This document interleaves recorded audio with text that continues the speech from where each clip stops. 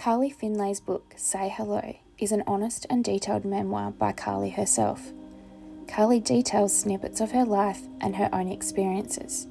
She explores the people she encounters, reactions towards appearance diversity, and her chronic illness, the skin condition ichthyosis. The tales over the years outline her life ranging from bullying received at school to 90s pen pals and her fondness of Savage Garden and Silverchair as a teen. Her education, the people she meets along the way, her family and her marriage. She describes the challenge of those around her who greet her with a question or a comment about her appearance before they even say hello. As quoted in the book, they blurt out what they are thinking, sometimes out of concern and other times because they don't think. One of the snapshots of Carly's life stood out for me, and it got me thinking about how education of students can help foster a kind and caring environment for all, and those students can grow and turn into kind and caring adults. The recount of Carly's early employment days sparked my interest, with her first job in Melbourne, and then again with the time that she had at the taxation office. The way that she was valued, or more accurately, not valued as an employee. The nervousness Carly felt requesting part-time work to make life easier for her health is in a career world she requested. She was refused. She had acknowledged her ichthyosis had impacted her ability to work in a full-time capacity, and she was worried, as she was raised to believe she could be and achieve anything. Carly asked if she'd had a baby, would her request to go part-time be received differently? To which the answer was yes. As quoted in the book, lots of women in the organisation work part-time. As far as I knew, they were all mothers. I couldn't see anyone like me, young, childless and with a medical condition, going part-time. I carried the expectation to do it all, to work, a well-paying, secure full-time job, and I felt I had to prove I was worthy of a place in mainstream employment, that despite my skin condition, I could do it. I pushed myself to work even when I was sick. I did not want to let anyone down. Whilst there are many moments within Say Hello that could be connected to a classroom, it was this aspect of requesting amendments for health reasons and Carly's boss's response that showed the social injustice, inequality of self-love and self-acceptance.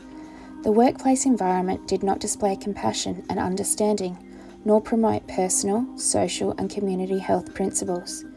The Australian curriculum in the health and physical education strand is organised into strands and threads: personal, social and community health, the movement and the physical activities.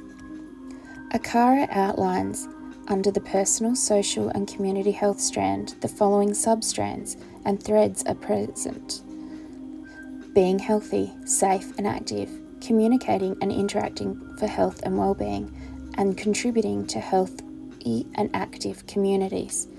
These sub-strand contents focus on supporting students to make decisions about their own health, safety and their well-being.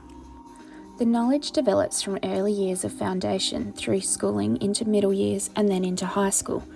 ACARA outlines the curriculum across the 12 focus areas.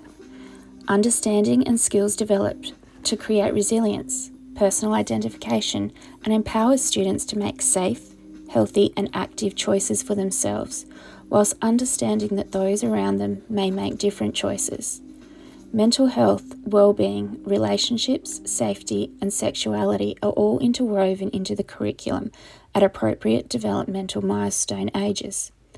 Communicating and interacting for health and well-being equips students to enable understanding and critically engage with a range of changing circumstances of environment that influence their own and others' health and safety of well-being.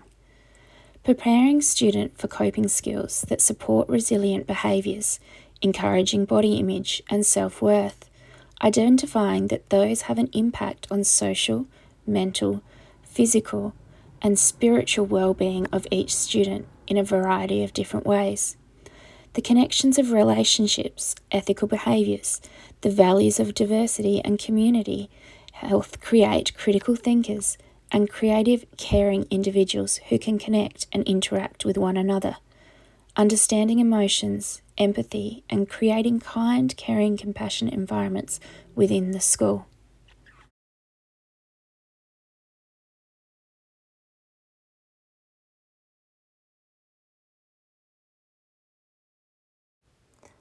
The Adelaide Declaration on National Goals for Schooling in the 21st Century outlines schooling should develop fully the talents and capacities of all students. In particular, when students leave schools, they should have qualities of self-confidence, optimism, high self-esteem, and a commitment to personal excellence as a basis for their potential life roles. They should have the capacity to exercise judgment and responsibilities in matters of morality, ethics, and social justice, and the capacity to make sense of their world, to think about how things got to the way they are, to make rational and informed decisions about their own lives, and to accept the responsibility for their own actions. They should have the knowledge, skills, and attitudes necessary to establish and maintain a healthy lifestyle.